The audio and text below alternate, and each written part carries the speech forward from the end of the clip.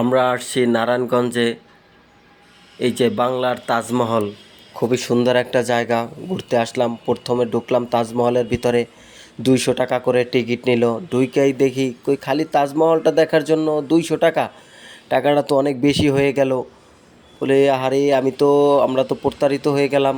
200 টাকার টিকিট শুধু এই তাজমহল দেখার জন্য আসলাম, ঘোরাফেরা করলাম, অনেক ছবি টবি তুললাম। এই যে আমার বাচ্চাটা একদম খোলা মাঠে তাজমহলের উপরে ঘোরাফেরা করলো, দৌড়াদৌড়ি করতেছে। আমি এবং আমার ওয়াইফ মিতু সাথে ছিল। এই খুব সুন্দর একটু ঘোরাঘুরি করলাম, ভিডিও করলাম, ছবি তুললাম। ছবি টবিতে তোলা শেষ, প্রায় সন্ধ্যার কাছাকাছি। তো আমাদের তাজমহল ঘোরা একদমই শেষ হয়ে গেল। এখানে সব কিছু অনুকরণ, আসলে এখানে সত্য বাস্তব কিছু নাই। এখানে যা কিছু আমরা দেখলাম সব কিছু হচ্ছে অনুকরণ।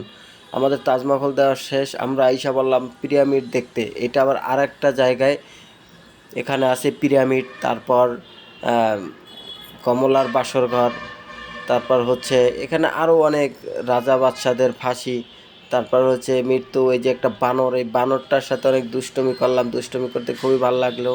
এই যে বিভিন্ন জায়গায় ছবি তুললাম।